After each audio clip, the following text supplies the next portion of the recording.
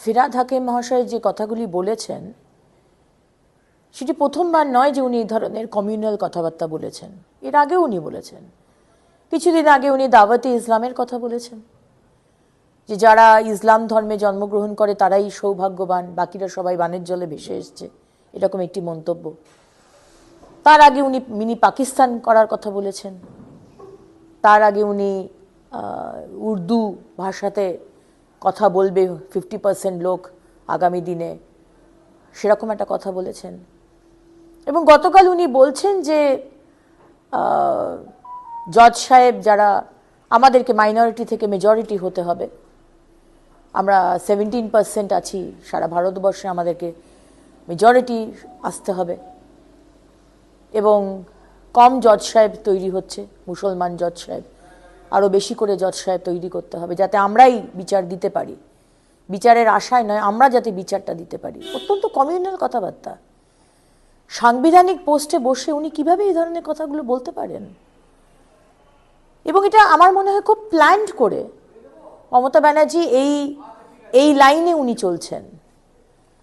আজকে সিদ্দিকুল্লাহ চৌধুরী বলছেন হাম দো হামারে চার, হামিদুর রহমান ইসলামিক স্টেটের কথা বলছেন। এটা হঠাৎ করে নয়, এটা খুব প্ল্যান করে করা হচ্ছে।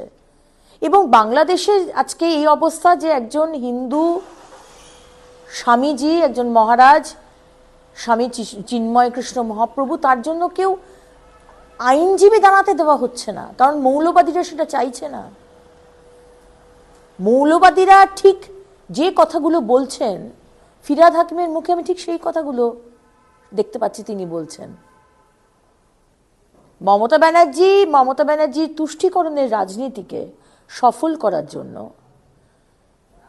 হিন্দু ভাবাবেগকে ছিনিমিনি খেলা, হিন্দু ভাবাবেগ নিয়ে জগন্নাথ মন্দির ধাম একটাই হয়, কালচারাল সেন্টারকে জগন্নাথ, হিন্দুদের খুশি করার জন্য জগন্নাথ মন্দির তৈরি করার পর বাবরি মসজিদ তৈরি হবে, আর তারপরে এই ধরনের কমেন্ট, এই ধরনের স্টেটমেন্ট কনস্টিটিউশনাল পোস্টে থাকার পরে এগুলো বরদাস্ত করা যাবে না। সম্পূর্ণ সংবিধানের এগেনস্টে কথা বলছেন। আমাদের ভারতবর্ষের সংবিধান ধর্মের নিরিখে কোনো সংরক্ষণ দেয় না, রিজার্ভেশন হয় না। আজকে আপনি কি বলতে চাইছেন? তার মানে যারা হিন্দু জাজ রয়েছে তারা মুসলমান, তাদেরকে বিচার দেয় না? এরকম এই ধরনের কমিউনাল কথাবার্তা মমতা ব্যানার্জির সরকার, তারা হিন্দুদেরকে কোণঠাসা করে, লাভ জিহাদ ল্যান্ড জিহাদকে করে হিন্দুদেরকে, ঠিক বাংলাদেশে যেটা হচ্ছে 41 সালে যেটা 28% ছিল, এখন হিন্দুরা সেটা হয়ে গেছে 7.65%। পশ্চিমবঙ্গেও মমতা ব্যানার্জি ঠিক তাই করতে চাইছেন, শুধু 30%-এর জন্য উনি সরকার। এবং এই ধরনের কথাবার্তাগুলো যারা বলছেন তাদের কোনো পানিশমেন্ট নেই, তাদের বলছে যে তাদের এগেনস্টে যে প্রতিবাদ করা, সেটা মুখ্যমন্ত্রীর কাছ থেকে কোনো স্টেটমেন্ট নেই।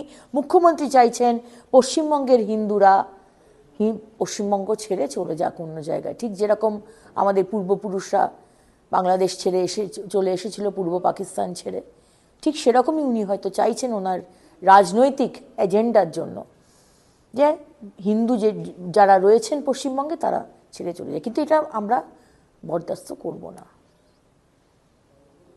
বাংলা খবর, আপনার রাজনীতি, আপনার আওয়াজ।